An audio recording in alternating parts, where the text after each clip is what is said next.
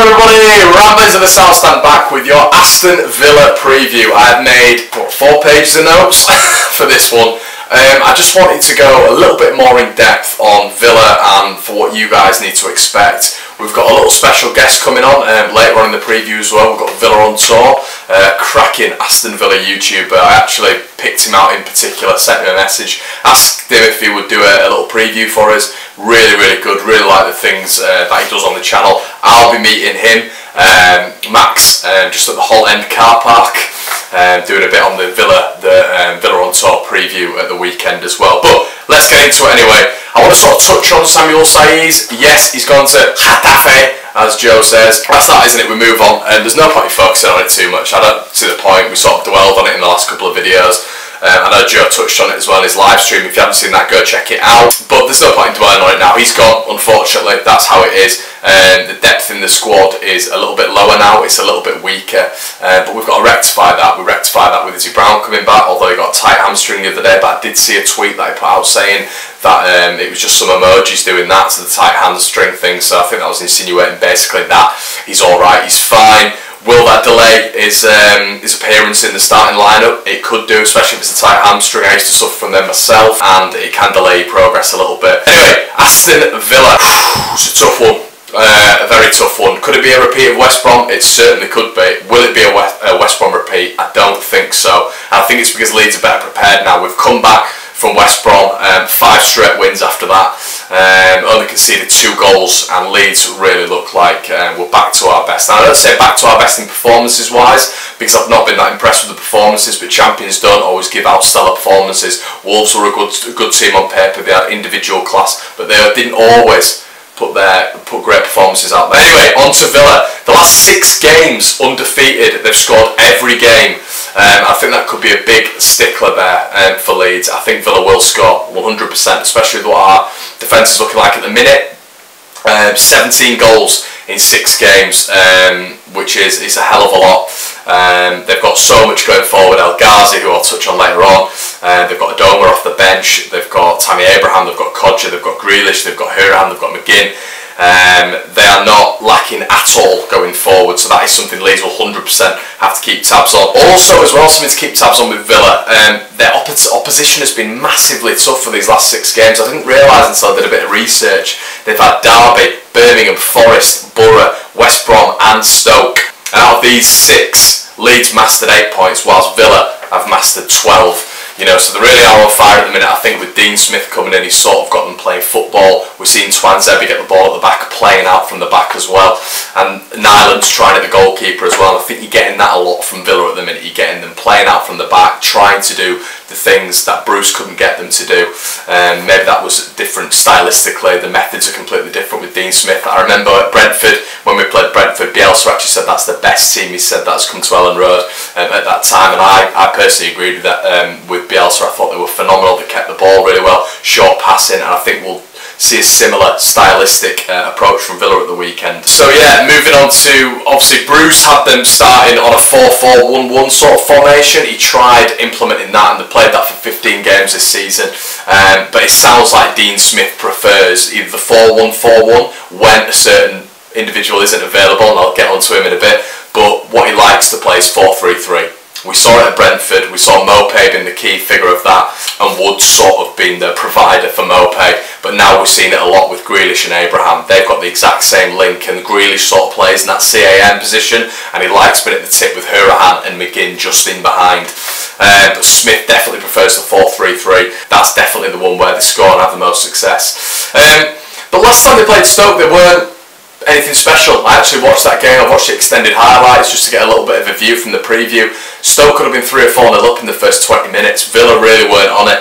It's quite surprising actually. They had double Villa shots on target, and Joe Allen sort of ran the midfield. He was sort of the main figurehead of that midfield, and I thought he sort of got swallowed up at Ellen Road when he was playing against Cleek, when he was playing against our midfield. I thought he got swallowed up. I thought it was a horrible game. There was actually a really funny BBC Sport commentary on him. I don't know if you remember it. It was something like Joe Allen, if he gets beaten one more time, he'll have to do this, that and the other. But he was getting absolutely ran by the Leeds midfield, but obviously that did involve Saiz and Cleek. For me, when they were in the midfield, were the best we've ever looked under Bielsa. But yeah, as I've just touched on there, they play the 4-3-3, but they love having Grealish deployed at the tip of that three with Hourihane and McGinn in behind, and that is seemingly where they get a lot of the success. But back to front, they have goals. They've got Abraham leads the way on 12 goals, Chester's on 6, that's just a comparative for their centre-back. The goals do come from everywhere, and now with El Ghazi and Balassi coming into the fold, El Ghazi's only played 4 games, Balassi's only played 6 games,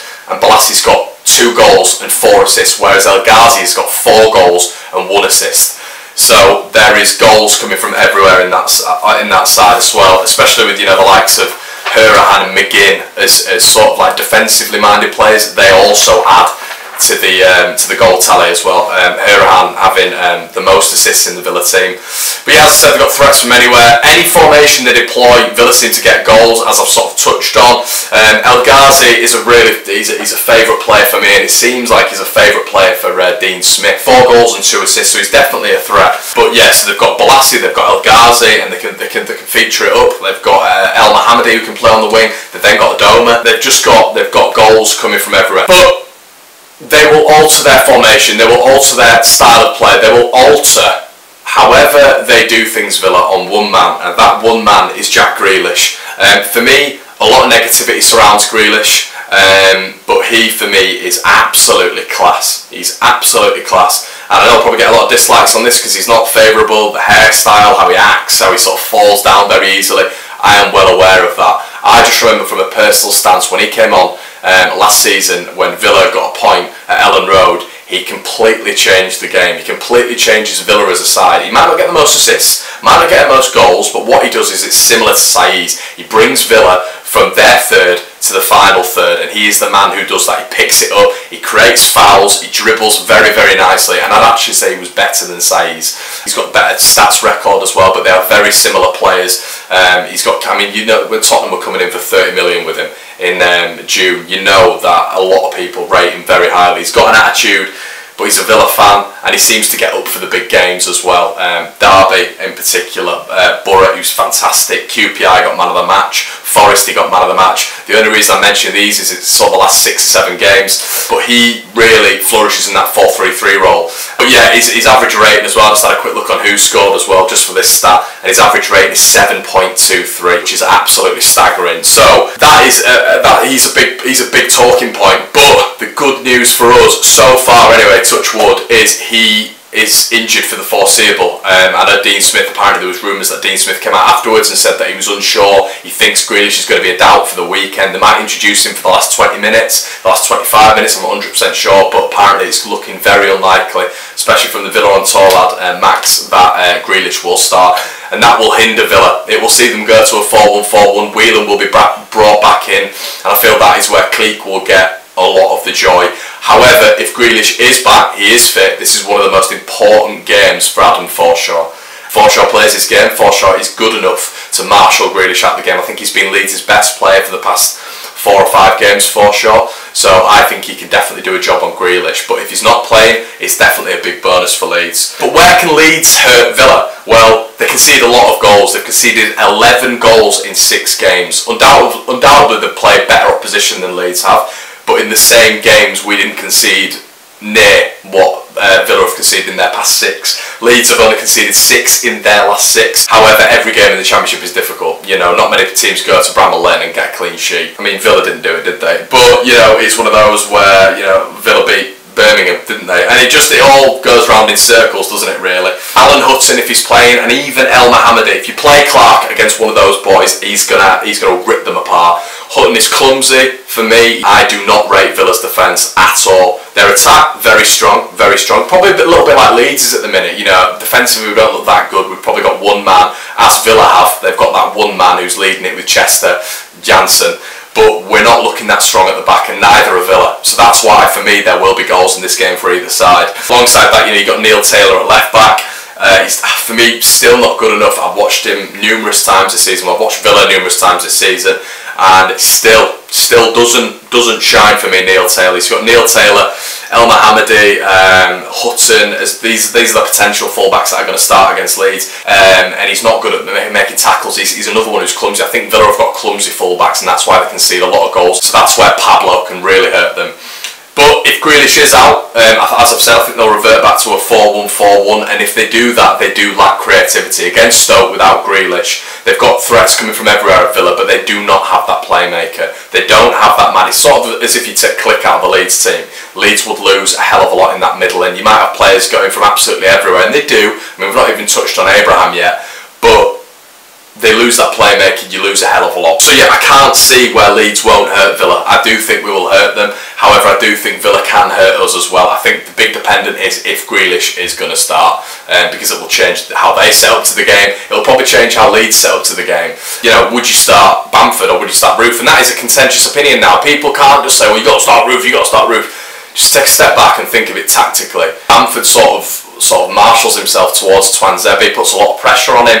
I think Bamford could cause a lot of problems. You saw when he come in against Bolton, the first header he won, and with a really nice and tidy finish. I do think Bamford's definitely the more complete player, but also Villa aren't good with pace back, and they seem like a very slow back line across that back four. They're not quick, so that's where Roof could impact it, running inside the channels. I just worry maybe that Roof isn't going to be able to compete with Axel, Twanzebe and James Chester, whereas I know Bamford will be able to. But let me know what you guys think anyway in the section below. I'll pass you on now to Villa on tour. I'll put his links in the description. I'll be meeting up with him for the game on Sunday. Let me know what you think of the video anyway, guys. Have you enjoyed the in-depth analysis? Let me know what you think, and I'll just pass you on to Max. I'm Max. I run the Villa on Tour YouTube channel. I've been asked to do a quick preview for the Leeds game on Sunday.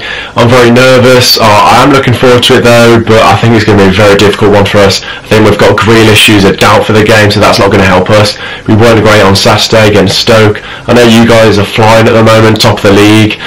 You're on a very, very good run of games. I think you've won your last 5. I think we're unbeaten in a while as well. We're going through a decent run at the moment, so I am looking forward to it. It should be a decent game. I'm going to say 2-1 Villa. I think we can nick it, but I can see it going either way, but I'm definitely looking forward to it. It should be a cracker of a game. Thanks for having me on, guys, and up the Villa.